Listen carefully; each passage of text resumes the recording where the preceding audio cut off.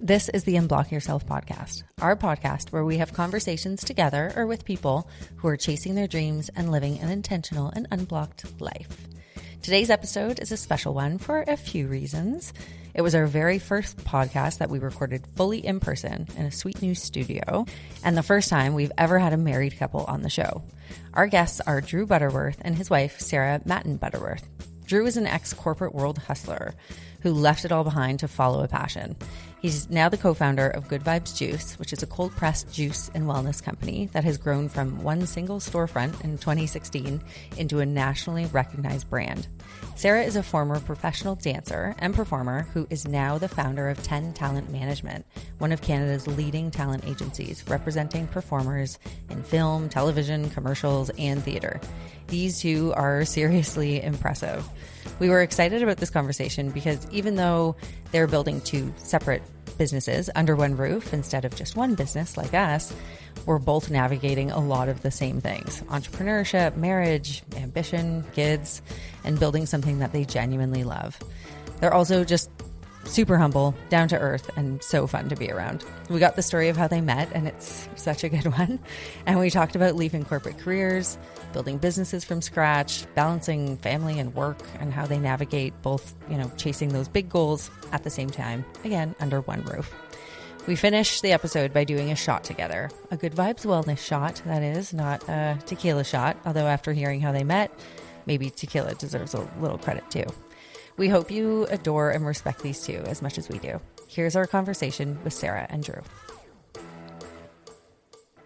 Guys, welcome. So glad you're here. This is our first in-person podcast, and we're pumped to have the chance to do this to you guys. Thanks for having us. Yeah. So excited. We were kind of saying before, Drew, we had a chance to meet in person and felt like this would be a good time. But Sarah, this is our first time actually meeting you. So we were like, we got to make sure the vibe is good. Like that the connection is there, feeling like I think we're off to a good start. We knew it would be. Yeah, I'm ready. Ready to go. So we had a few things we wanted to talk about. I mean, people who listen to the podcast, they're interested in entrepreneurship, entrepreneur stories, and we've also got a lot in common with you guys in that you've, entrepreneurs, but you're also a married couple, but you're not doing it together. So we have a whole bunch of stuff we'd love to dig into with you. But if you could, maybe, and I'm not sure if this should go to Drew or Sarah. Maybe it starts with Sarah. We'd love to know, just out of the gate, how did you guys meet? Because you're successful entrepreneurs now. Oh no! But let's take it back to the beginning. How did you guys meet? And this doesn't have to be be a real story. So you tell us whatever version you want to tell us. Well, the real story is we met at Beer Town. Okay. And it was a night where I was meeting up with some friends. Drew was out with his partner Lloyd. And I needed an extra chair. Yeah. So I went to get the chair, and he said, "Yeah, sit down." And I said no, and I took the chair. Oh, nice move. I was like, you can have the chair if you sit down beside me. She laughed in my face, took the chair, and walked away. Good start. But there was a bit of banter back and forth at the bar. He sent me over a drink. Oh, good move. In a bag. There was a deal about surprise drink in a bag that night. She was drinking a beer out of a bag, and I was like, get her whatever she's drinking. He's like, "What are you drinking?" There. I was like, "Not your business." And then he was kind of awkwardly taking pictures. It was kind of, in any other night, I would have thought it was creepy. Because I was disclosure, Lloyd was like, let's have 3 shots of tequila before we go out that night. It's going to save money at the bar. We were really early stages, very tough up for cash. So that was a financial decision to do that. Makes sense. So I was a little more playful than I would normally be. And you just come back from Costa Rica as well. So I was very Pura Vida vibes. Pura Vida, baby. Yeah. So anyway, there was a little bit of back and forth, but my girlfriend sent him off, and he didn't even leave his number. He didn't try to pick me up, to which I was confused. Yeah, I was kind of offended at the end of the day. So then I had to sleuth and find out who this guy was. He only told me he worked at a juice store. So I'm Googling juice stores, Kitchener-Waterloo. I had to go find him. And then I went into his store, and he wasn't there on Mondays because he did deliveries on Mondays. So I had to drop $28 on juice and come back the next day. Oh my gosh. So that's actually I pursued him actually, and that's how we met. Oh my gosh. Drew, what's this, what was the magic of, there must have been something about either the drink or you creepily taking photos that really drew Sarah in. Was there a look? Was there a look you gave? I mean, she's obviously a good looking lady, so that, caught my eye. And I don't know. Usually I'm not that out. Like, I don't know. I'm kind of an introvert, kind of an extrovert, somewhere in the middle, I think. And I don't know. Like that night I was just kind of feeling more extroverted and like a bit more out there. Yeah.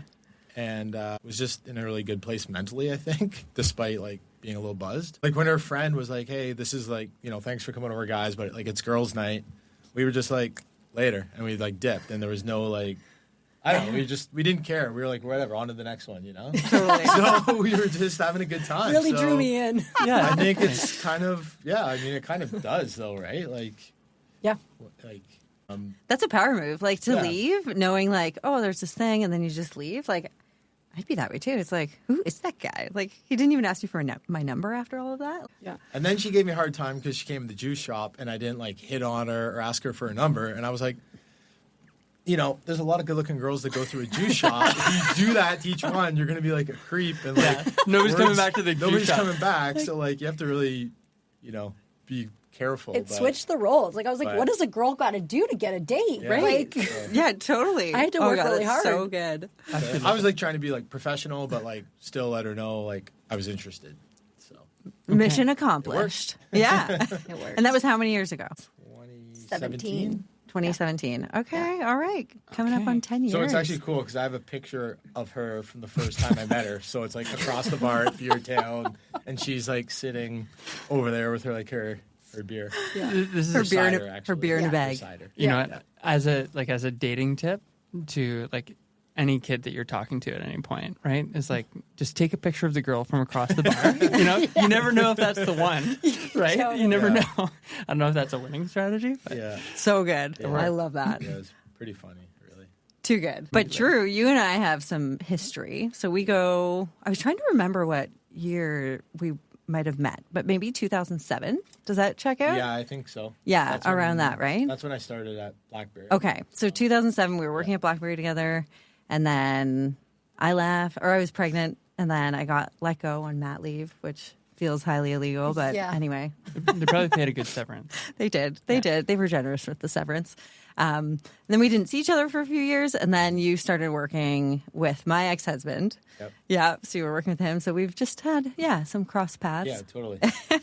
But what I want to know is, so now you're this very successful entrepreneur, Good Vibes Juice, which is... Put an asterisk.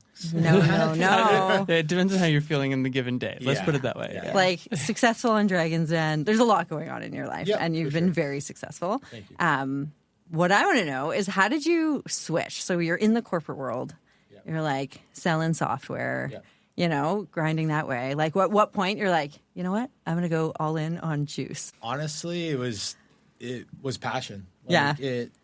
It was good money in the corporate world, and like I enjoyed my time at BlackBerry. A lot of great people like yourself. I really liked working with Ryan and Flavio at Logisense. They are a good time for sure, and like super fun and rewarding to work for too. But in terms of like what I was doing day to day, I was working for money. Mm-hmm. I wasn't really doing something that made me feel like inspired or passionate.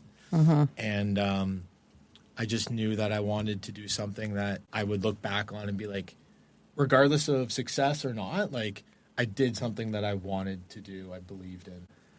I had been interested in health and wellness, and was doing like smoothies and juices at home. And, I've started to see juice companies in other markets, and there wasn't really anything like that in KW.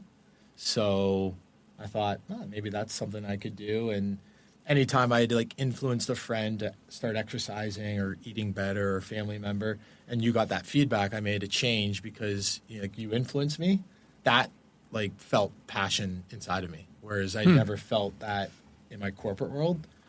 So I was like, I'm going to go out and try something different that's more aligned with passion, and hopefully in the end, the financial result will still be there too. But yeah, it was really fueled by just not wanting to wake up and be 60 and be like, what the fuck did I do with my life? Totally. And that's a really scary jump to make, especially when you're used to. But I wasn't scared at all, to be honest with you. Okay. I Tell me never about felt scared one bit. I remember my uncle being like, you must be crazy to be doing this. And I don't know. I was never scared. I just felt, I didn't have any dependents. You know, my situation lent itself really well to starting a business. Mm-hmm. But yeah, I was never scared. I was always like, things will work out. And even if they don't like work out, they will like find a way of getting to where they're like supposed to be. So yeah, I was never scared. And on that timeline, what was the 2007 you're working together? Yep. Stint at Lodge of Sense. Yep. Meet Sarah in 2017. Yep. Where does the Juice? Juice opened.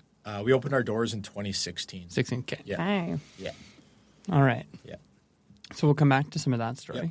Sarah, so also a successful entrepreneur, 2 talent agencies that you've run, but you're running. Yeah, actually. Are they separate or are they the same? Yeah, so and before you start, Yeah. because you were a professional dancer, an actress as well, would it have been a combination? I would lean really strongly into the dancing portion of things. Okay, so you're doing something presumably that you love, and then see a way to maybe offshoot from that. So a little bit unlike what you're doing, Drew, is doing something but perhaps see a parallel opportunity. What does that transition look like for you in terms of what was the dance career? Maybe a bit of context on that. And then what did that transition look like for you? Yeah. So I grew up training as a dancer. I was a competitive dancer. I went to Ryerson, now TMU, for the dance program. I worked on a cruise ship, and then I kind of accidentally fell into musical theater. I did not train as a singer growing up, not as an actor. I knew very little about musicals at all, actually, and kind of accidentally fell into the musical theater industry. That's why I came to Kitchener-Waterloo, because I started working for Drayton Entertainment a lot. And usually these contracts are 6 to 8 weeks. So you pack up all your stuff, you live in a billet, you bill it out of a room somewhere in town, and then you go back home. So so I ended up coming here. And I did that for about 10 years. Alongside of that, I co-ran a temp agency for dance teachers called Quick Ball Change, which is like a play on kick ball change. Okay. Love it. Quick. And it was because I was teaching dance with my business partner, Steven, and we were teaching in Cobourg, Ontario. And he was booking all these jobs, doing national tour of Mary Poppins. And we're like, who's coming to Cobourg to cover you? We need a list of people. So that created Quick Ball Change, which we ran for about 10 years. But what we found was it was hard to scale that. Like, you're taking 10% of what a dance teacher makes. And it was very convenient. It was great for the industry, but it was a lot of work because we had to drop everything and find a dance teacher for 4 o'clock in Toronto today who could teach tap, jazz, ballet. So it was busy. But that kind of gave me the idea of a talent agency, because I had representation. I had a talent agent. And at the time I was so ignorant, I was like, I could do this. How hard could it be? Knowing nothing about what it all kind of entails. And I'd actually reached out to a couple different talent agencies to maybe work alongside them. And it just didn't pan out timing wise to work for someone or underneath someone. So I launched on my own and kind of figured it out as I went. And that was in 2018 that I launched. 2018, okay. And that's 10 talent management. 10 talent management, yeah. That is so great. Takeover. Takeover. And so did you stop performing altogether? Yes. Okay. So it is actually a conflict of interest to be like a talent agent and a performer, because you're competing with your clients. So you kind of have to hang up your shoes. But I had known the last year that it was going to be my last year, which was nice. I never wanted to go out. I wanted to go to my own accord. There's not a lot of autonomy of your career in the biz. You're kind of at the mercy of what shows are happening, where they're happening, if you fit the show. And I never wanted to kind of be pushed out of the industry with the young up-and-comers. And I never wanted to get injured. So I was in my 30s and, 8 shows a week. It's very difficult to have kids because your show starts at 7:30, so you're not getting to do bedtimes. There's a lot of sacrifice. And it's a very selfish industry because you have to go where the work is. Yeah. So it got to a point that I was like, I love this business. I want to stay in it, but I don't think it's sustainable for me. So I'm going to jump a little bit from that. Sure. And then it might parallel back to you a bit, Drew. There's a book that I'm obsessed with right now. What's it called? So it's called What to Make of a Life by an author named Jim Collins. Jim Collins wrote the book Good to Great, which is a business book. His approach to writing is he does this research decades-long research assessments or evaluations where he does match pairs. So for good to great, it was take a company that has done okay, compare it to a company that's been great, do that across a bunch of companies, and figure out what are the things. What makes a company great? He thought of doing the same idea for people. So could we actually evaluate what makes people great? And there was a whole bunch of insights about the book, but one of the insights from these people who have lived extraordinary lives was that all people, good people, every person goes through this idea of you've got peaks, cliffs where something changes, and then a period of fog. And what was interesting from his research is that cliffs happen. So for me, I have a catastrophic death that happens that creates a cliff, leads to fog. In other cases, you can anticipate a cliff. Professional athletes, musicians was one of the things that came up is there's going to be an end. And it was interesting for them to see and evaluate how people dealt with anticipating the end. So in your case, it's like you were anticipating the end. So did you always just want to stay in the industry? You wanted to stay in the biz, and this was a way to do that? Or did it just build momentum and it kind of carried you into it? It kind of just unfolded for itself. I remember when I got into the industry, there was a girl in my show, and she was getting married, and she was going to leave the biz and have kids, and she was so excited, and I thought she was nuts. Mm-hmm. It's like, why would you ever leave this industry? It's amazing. I love it so much. But as you get older, your goals start to change as well. It depends on who you are. There's people in this industry who are on the Stratford Festival right now, and they're 50 years old in the ensemble, and they're kicking and they're singing and they're dancing, and they look incredible. Totally. They're at the top of the industry in terms of the goals of a long committed contract. And it's just depending on the journey. And for me, I felt full. And how many more contracts did I want? And did I need, or what did I need in my life? And I kind of wanted to shift to a little bit more sustainability because, again, it's all out of your control for what the shows are and if there's work. And I wanted a little bit more control in my life at that point. Got it. And if I can maybe come to you, Drew, on a similar sort of question. Mm-hmm. Like, this was a passion thing, clearly, for you. Like, did you hit a cliff from, in the software industry where you're like, I can do it and I can make money, but I'm just burnt out from it, and that led to you kind of having to build this? Or was there not really a cliff for you? It was just sort of grew into a thing that you started to do over time? I would say it was something that started maybe small as a thought and then like kind of grew over time. So maybe like it was a cliff that I could start to see coming down. You could see it coming towards me, and it just got, I don't know, it grew or it got closer, however you want to look at it. But yeah, it just felt like the calling to do something that would like light you up just felt really strong. Yeah, I love that. I feel like entrepreneurs are like attracted to other entrepreneurs.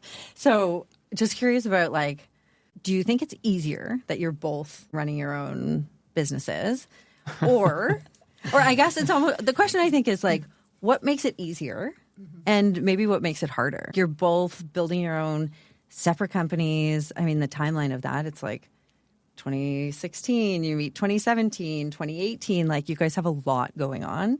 And you don't have kids yet, presumably at that point, right? Yeah. At the time. But did you just get each other more? Like, maybe tell us a bit about that. Do you want to go or you want me to go? Go ahead, dear. Well, I think it's good in the sense that there's an understanding of the chaos that is, running your own business. Yeah. It's very demanding. There's no time boundaries. It's just kind of like part of your life.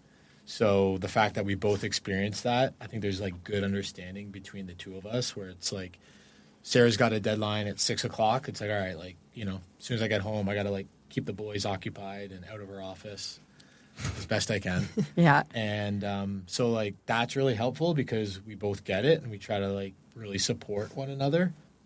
But from a problem perspective, it's like everything still has to get done for both of us. Right.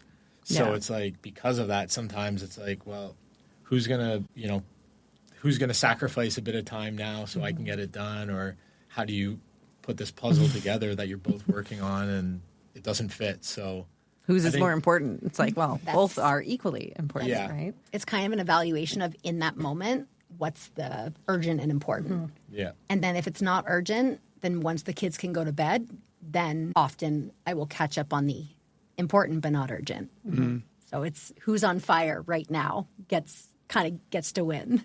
She would work every night till 11 o'clock if she could. Oh my crazy. gosh. I work often in the evenings as well, but she's a whole nother level in terms of competitiveness and drive. She keeps me motivated. So that's gotta have some benefit to it, I would think. And also the respect. Like, I know I've seen the journey of Drew's growth in the business of where it was. Like, I saw his first store to the second store to COVID to everything that's happened. So there's like a respect and understanding, and we really get the journey. So I want to support him in his career as much as possible because he's done so well. So it's drive, and he's inspiring to me. It's like, wow, look what he's built. I would say we're like our biggest fans as well. For sure. Yeah. Has there ever been a point where you're like, let's go all in on one business as a couple? Like, it's, I would try to get her to come over because I know how good of a worker she is, but I know how much she loves music theater and film and TV and being an agent, and she's really good at it. So even if selfishly I would want her to, I know she's in the right place for sure. You wouldn't leave the juice world to go be like She won't even put me on the roster. I tried to, she gives me these breakdowns, and I actually did get an audition for one. She let me go for that. For real? Yeah. But it was very specific. But there was a lot of noise background going on there. But they were looking for a redheaded man who was into fitness, and then they came back and said, still looking. And you're like, my Drew. partner Jessica said, should we put him in? I said, can you dance? no. it was for a commercial. Well, I mean, yeah, I can dance a bit, but not professionally. That's so specific. Like, I need a fit redhead male. Yeah. Maybe it's not that specific. The breakdowns are very specific in what they're looking for, often for commercials, right? Well, so you're trying to fit the specs of, and we're not normally bringing people in outside of our roster. In the COVID times with the bubbling, there were so many rules. Sure. The commercial casting directors were trying to find what they needed in the circumstances that they had. So, continuing on this thread, I love that you tried to get Sarah to Good Vibes. Maybe right? Maybe there's a day that switches, or there's something different. Who knows, right? I can see from your faces that's not on. That's not on. But you've got two boys, is that right? Yeah. So you've got two boys. Do you mind if I ask how old they are? 5 and 1. 5 and 1. Okay, so little. you're in Just We're in the thick of it. You're in the thick of it. We call those the pain cave years. Hope that's not rude, but it's just like those are the pain cave years. Oh, yeah. Young kids, it's just like, all right, there's still diapers. You are in it. Yeah. In the It's thick of very it. busy. Yeah. And I mean, so we've got our age range is 8 to 16. And so we're starting to, we just started a year and a half ago, but there's been this really cool thing happening for us that the kids are kind of looking at what we're doing and starting to see, like you can just do whatever you want to do, and from their perspective, and create a living or create a life. Do you have any point of view on that yet? I mean, the kids are young, and so you didn't start when you had kids or even when you were together necessarily, but like, do you have a point of view on what you hope might rub off on your kids? Looking at our oldest, we joke that he has to be an entrepreneur because I can't imagine him taking orders from somebody else. Right. Extremely independent. Yeah. Based on his personality alone, I imagine he will go off and do whatever he wants to do. I don't know if I have an opinion. I think whatever, like honestly, whatever they want to do, if they do it with their whole heart, great. Yeah. Yeah. Leo loves coming to work with me and like seeing the forklift and the equipment. Yeah. He's really into physical things, machinery, equipment, but he's got a lot of interest, so I don't know. He could go any which way. It's not even necessarily that they would be an entrepreneur so much as that they would just see that you're choosing something that may be harder than having a job and likely not liking it. Lots of people have jobs that they don't like. And just to feel some sense of empowerment to do something that you love, just be in an industry you're passionate about feels like something that rubs off for sure. My dad's an entrepreneur, and I grew up. My daycare was from the age of 8 or so was the shop, fixing bikes, building bikes, dusting bikes in the store, sharpening skates. And it always felt a bit like a disconnect working in an organization. And only now, like after years, the only time my dad's ever proudly talked about what my son is working on, and at least to my knowledge, is this thing that is harder to describe than any job I've ever had. Is like he's making connections and people are reaching out. I talked to your dad. And so it's interesting that there's sort of there was a thing that was embedded in me for sure. And you think it was embedded? Do you think it was in you, or do you think it was learned by watching him? Well, let's talk about that because I think that is an interesting topic. If I really think about it, for me, having seen it, so my physical like retail was my context, and so you talk about your son seeing the forklifts and stuff. My dad would do special orders of clothing for schools and hockey teams. I got paid to lay out clothing in my living room and bag it according to what the orders were, or like the student's name on the school, and I would see all the different schools, and I would make sure the medium goes in the bag with the small, whatever. So I was like a laborer in my home. My dad and I would sit and talk about balance sheets at the dinner table, and so it was embedded in that way. Okay. I would love to know how young you were talking about balance sheets. Like, when can I start that? Actually, I have a vivid memory. I was in grade 6, and it was a choice to go from grade 6 to grade 7. They saw or felt like I was bored in school, and they wanted to create an opportunity for me to go to a private school, but I got to choose. And how we had the conversation was sitting down at the table in grade 6 and making a choice for grade 7. And I'm going to share this. My dad poured me a small glass of port, man-to-man, heart-to-heart conversation. Grade 6? Grade 6, I know. Damn. And port, not even a glass of wine. Maybe he had watered it down, but we had this real conversation. But then I vividly remember making the call and then asking him something about something. And then, because there were sheets of paper on the table and there were balance sheets, and we dug in. So that is a vivid memory that was a grade 6 timestamp. Okay. You have some time, Sarah. Okay. Time. Yeah. Still some time. So just but that the reason. So that was definitely embedded, or like that was the thing that was given. But I also don't remember that happening to the same degree with my siblings. I always had an interest, so I think there's also just a thing that's there. So. It was kind of funny that you said that, like your dad giving you alcohol when you were young. And so, like, when I was really young, where are we going with it? I'm just jumping in quick here because this is like pretty funny connection. When I was little, I was sick. My dad made me this concoction of, I think, whiskey, honey, lemon, maybe. Probably Lemon, some ginger. lemon, Yeah. and made me drink it when I was sick. Yeah. Okay. So I'm like, I don't know, maybe somewhere deep down that planted a seed of like starting a wellness shot for people that are sick one day. And, you know what I mean? Yeah, like, subconsciously. Mixing a concoction. Yeah. Mixing a concoction and like, grandma's home remedies and stuff like that. But just thought like your dad giving you alcohol and like that maybe inspiring you down the road. Yes. So maybe that's another There's a thing. key. Yeah. So give Leo, right? Parenting note. Yeah. Leo, alcohol, Concoction. concoctions. So and so I think that was on that thread of there's clearly something within each of you that was a willingness and a desire to create something of your own. Where that came from, hard to know, but whether it was your parents.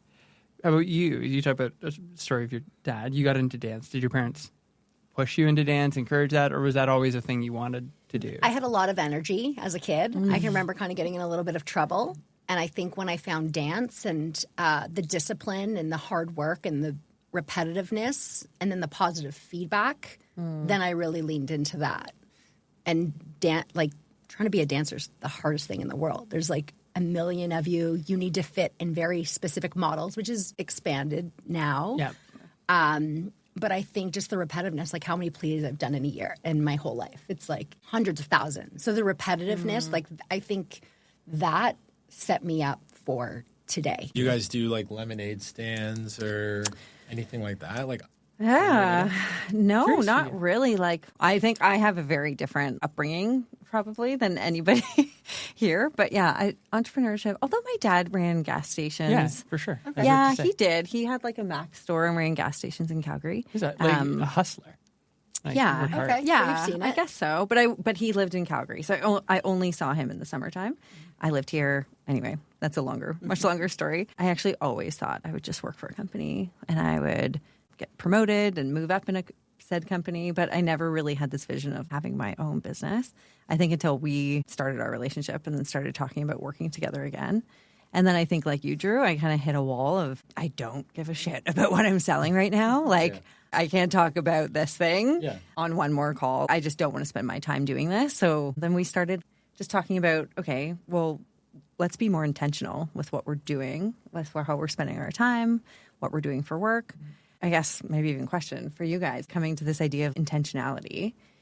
Do you both feel like you're living with intention and you're being intentional with how you're living today? I'm getting better at it, I would say. I still find, maybe I'm not as productive as I could be. Like Sarah's hardcore. When I said that earlier, she is the hardest working person I know. She's like the Michael Jordan of the music theater agency world, for real. That's so sweet. You are. Like, she's crazy driven. So she's kind of got me tricked into thinking if I'm sitting down on my butt at like 9 o'clock at night, like perusing Instagram, heaven forbid, it's like wasting time. So like, you're so lazy, Drew. You're so lazy. I'm going to go for a run at whatever time of night in the rain because, like, if I just sit on my butt on the couch. So it's like, you can go too far with it, but I am trying to be more intentional. And at the same time, I want to make those changes. Like, I want to be using my time and energy for things that, like, further me. You can get some good value off social media. There's no doubt. There's a lot of cool things out there, but I would say you're very intentional. I think Drew is very intentional of what really matters in life. Like, family to Drew is everything. Spending time with family, being a good dad, laying in bed. He's always trying to be a better dad, like before he goes to sleep. You're intentional about the things that actually matter. And I think he has his priorities set up, and that is where he teaches me about the deep stuff that really matters. And you do your Wim Hof at night as well. Like, I think cold plunge? The breath the work, breathing. more so. Yeah. Okay. I mean, I do like cold plunges we too, do but a lot I don't of have the things that are, in the health space that are very popular right now. You love your steam room after the sauna. After the gym. Yeah. So I think you are very intentional because we have no time. And then obviously we get caught up in the minutia of the kids and it gets stressful and we have our moments. But I think you're very intentional. Okay. Yeah. There you go. Yeah. If your wife says it, it's true. Do you think you're being intentional, Sarah? And Drew gets to chime in on this. Yeah, you can say this first. Yeah. I think I try to be very intentional. I think I'm a workhorse, and sometimes to my detriment. I think my husband has to reel me back in because I will work as much as possible, which, again, like, our kids are only young once, so it's balancing, and the guilt that you feel when you're away from your family. So I'm working on finding the balance of that because everything always seems urgent, important, on fire. I want to get it done right now. Like, we keep our phones in another room because it's too hard not to check it. Yeah. So I have to, like, when the kids are home, like, I have to take a break so I'm not 50-50ing it on both sides. I like that.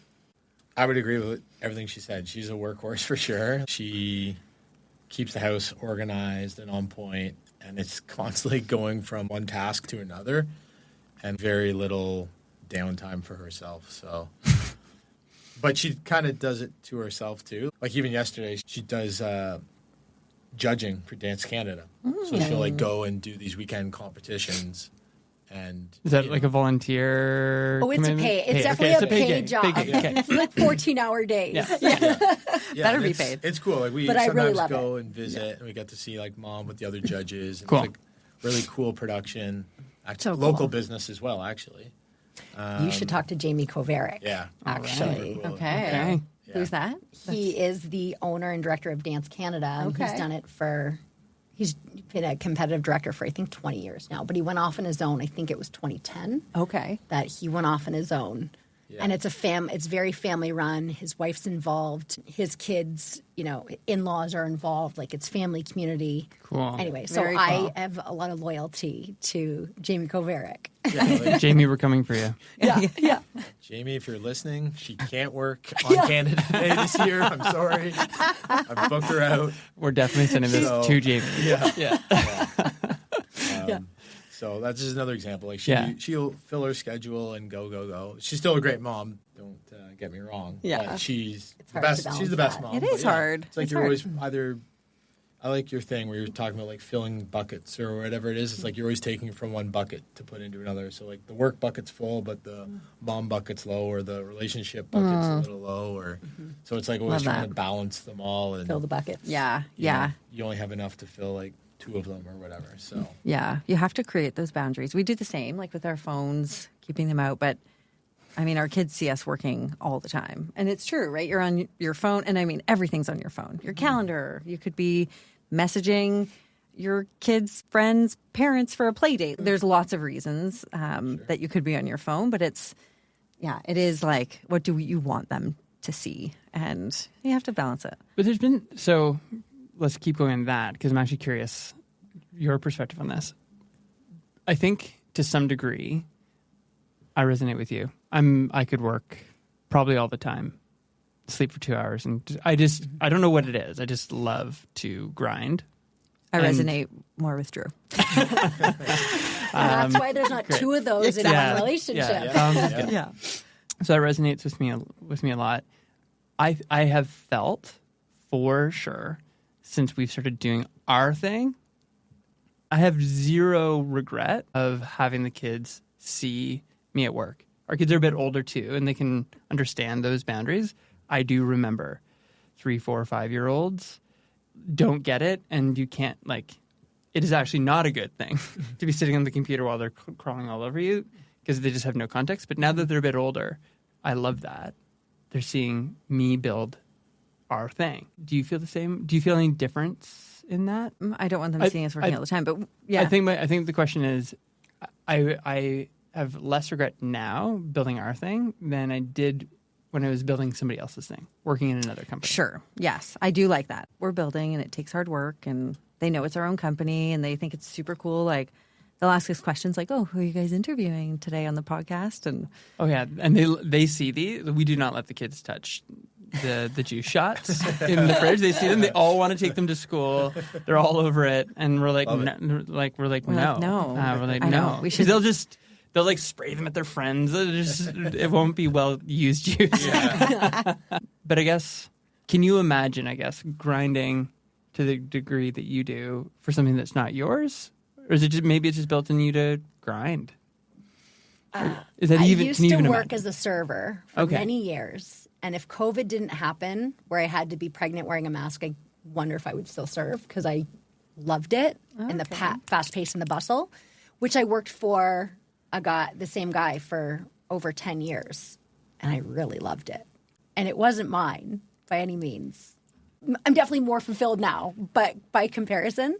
I think Sarah's very much like, do the task, check the box, and then that feels good for her, you know? Whatever it And is. it's like, whatever it is, yeah. she's just competitive and driven, and it could be anything. And so, I don't know. For you, I'm not sure. It has to be your own. I've always just liked hard worker. what I did, right? I think you have to like what you do. Yeah. Whatever it is, if you enjoy it, it doesn't feel like work to the same degree. Agreed. It doesn't feel like I think that's a really good point. You know, I hate to like shit on people that are in the corporate world, because there's some people that just love that, and that's fine for them. Like, I mean, if it's not for you, then if you are going to work every day, hating your job, don't want to be on these calls, like it's draining your energy, maybe time to think about something else. But there's lots of people that have jobs that they love and you know, don't have those entrepreneurial like drive, maybe not drive. If you're running a good business too, you're probably finding ways to evoke that I own this feeling, even though it's a company I'm working for, right? So it's like totally, you can still get that working corporate world or wherever. And there's a lot of benefits to working for someone else. a lot. Pension, Benefits. benefits itself. Yeah. You Or know, just like you go home and it's like work off. Yes. You know, like security, for me, life and work there's no separation at all. There is no backup. There's no like, oh, this person's covering for me while I'm out. No. Yeah. Gotta get Nobody's that. doing it. Yeah. Yeah, the question around intentionality, I think, comes back to entrepreneurship, or seems to, because when we started, it was all about, let's be more intentional, let's help people think and act in a more intentional way. And it just attracted people who are aspiring to be or who were entrepreneurs. because it just felt like if I wasn't making an active choice, that other track of doing a job would be like an easier track, and you can just follow that track. There's just something inherently intentional about choosing this maybe harder path, and it seems to be who we resonate with, who resonates with us, which is part of that. I think part of that question, and trying to get a sense of that from both of you. But if anyone's listening to this, and let's say they're in that corporate job, like you were, Drew, or they're in an industry where there is an end at some point, and they're maybe feeling a bit stuck, or like there's something that they might want to do that's different, what advice might you give to somebody who's feeling that?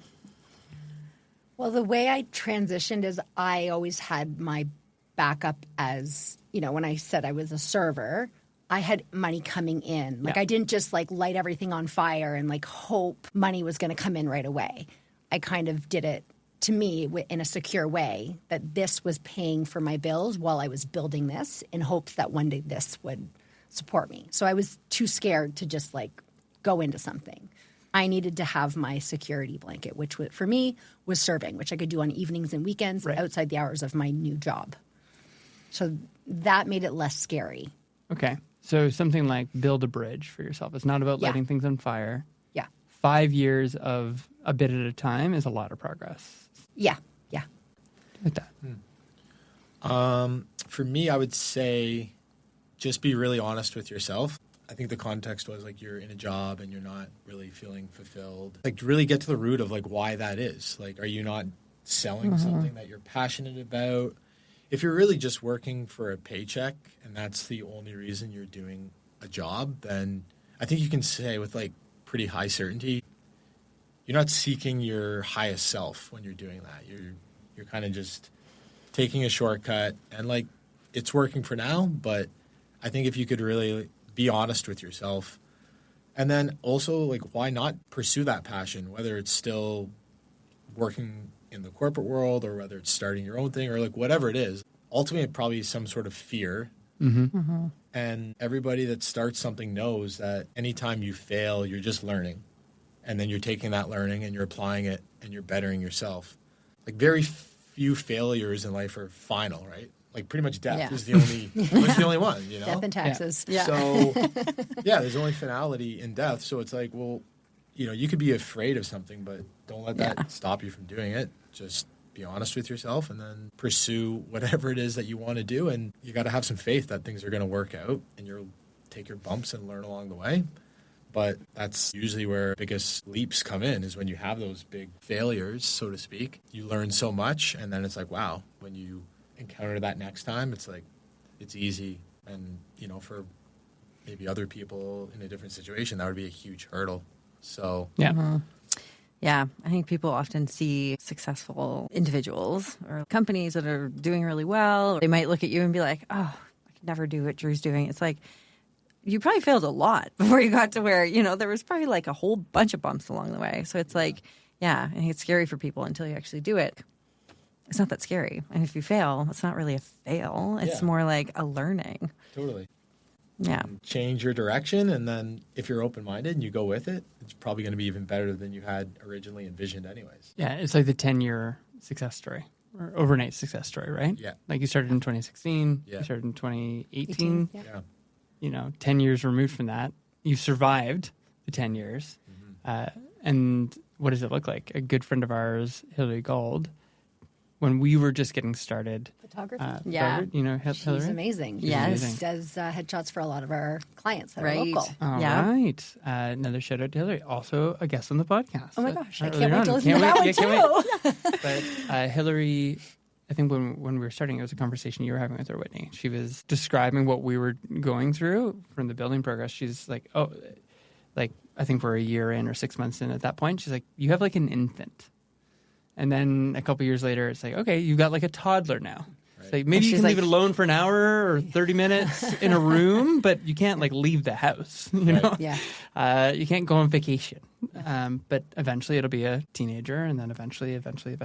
Yeah. And I don't think business years or human years, in regular terms, you can get to those stages faster. But I think it was a good metaphor that stuck with us. Yeah. This is great. So great. Thanks for being here, guys. We love the conversation. And congratulations. This is, Yeah. you guys are very, very good speakers. Oh, well, you guys are very good guests. Thank you. Thank you. Well, I think a couple things we have to do is, first of all, for people that listen, and again, we've talked with Alex Moustakis, Drayton Entertainment's amazing, so client of yours. Where might people find, what's a great way for people to stay in touch with you? We have a website, 10talentmanagement.com. We have an Instagram, 10talentmanagement, where you can find what our clients are up to. Awesome. Very cool. And what about you, Drew? Goodvibesjuice.com. And we also have Instagram at goodvibesjuice company. Yeah. And Buy the products in many stores. I actually, from your Instagram, there was like a sneak peek of something big coming. And I don't know if you can share it, but I was looking forward to learning about what that is. There's a few reasons I haven't let the cat out of the bag on that one. And trust me, I want to. Yeah, I bet. But it's our biggest launch ever. So exciting. There's a lot riding on it. It's a little bit nervous times right now, but I think it's going to go well. So it will. Yeah, but we'll be announcing a big launch probably any day.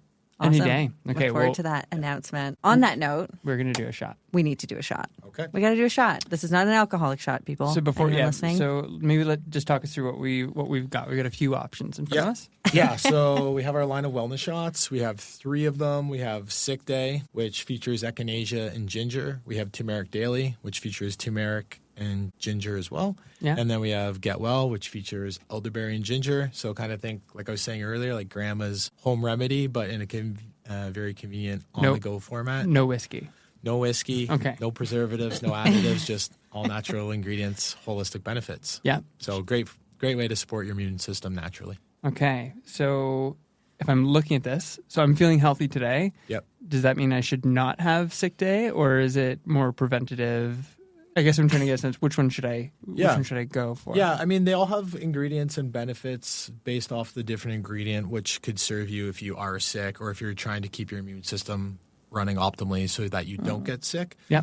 And like even Sick Day could have been kind of marketed almost as like a pre-workout because of the ginger and the boost. So I don't think you can really go wrong. Turmeric Daily is really good for people looking to incorporate turmeric into part of their diet for its many benefits. So I would maybe go with that one if you're feeling really good. Sarah said that's her favorite, so she has to have that one. I like Turmeric Daily, but I'm whatever one you guys want. I'm happy with either. Okay, what are you going for, Whitney? I'm going to have I'll have the Get Well. Okay. Yeah, well, and then I guess You're rocking a sick day? I'll do a Sick Day, yeah. Okay. The OG. Here we go. Okay.